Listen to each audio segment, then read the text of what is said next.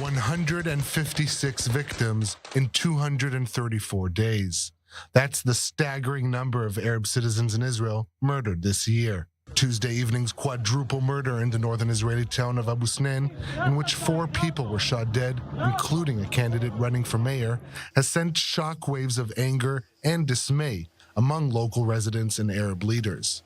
The incident that happened yesterday is very painful. The entire town is filled with sorrow, but also enraged that something like this could happen.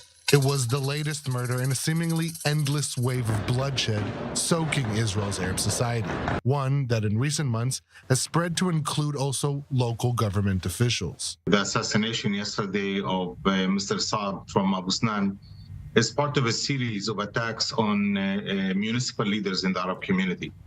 Just the day before, the Director General of the Ministry of Tira was also assassinated. And in the last couple of months, we can note a few attempts to murder some of the mayors. From north to south, violence in Arab society has skyrocketed in recent years and seeped into all aspects of Arab citizens' lives.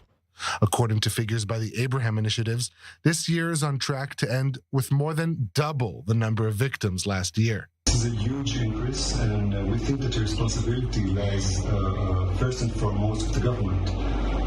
And what we are seeing from this government is what can only be described as an attack on the Arab society.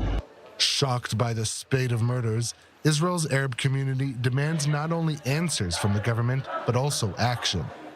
Hours before the quadruple murder in Abu Snan, Prime Minister Benjamin Netanyahu vowed in a video statement that all measures will be used to fight crime in the Arab community following the killing of another local government official. The murder of the Director General of the Tira municipality is crossing a red line. These murders, the criminal organizations, the protection racket taking over municipalities, this is something we cannot afford.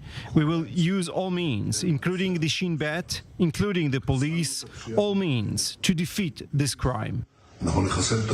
But here's the same Netanyahu, more than a decade ago, sounding pretty much the same when speaking at a special Knesset committee on violence in the Arab sector. I'm hearing pleas, some of them desperate, to free the Arab community from this terror. Life in the Arab community is starting to become unbearable. Over 40% of people say they fear they will become casualties of this.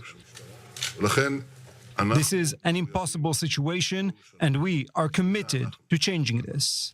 While most of the criticism in the Arab community is aimed at the right-wing government and the police for not taking sufficient action to fight crime, many others blame years of institutional neglect of the Arab sector, and mainly of its youth, as a key factor to the current situation, in which nearly 1 in every 2 Arabs in Israel lives in poverty. Almost 30% of Arab youth ages 18 to 24, 30% of them are what's called NEETs, not in employment or education teens. Kids that are just floating, have no jobs, have no education, have no future, and it's easy to recruit them for these crime gangs. You know, we're talking about gangs like in Nazareth. One of the gangs is about 300 people, armed people. Wow. This is a military unit. And so, even as the government contemplates whether or not to bring the Shin Bet into the picture, it's clear that a lot more needs to be done.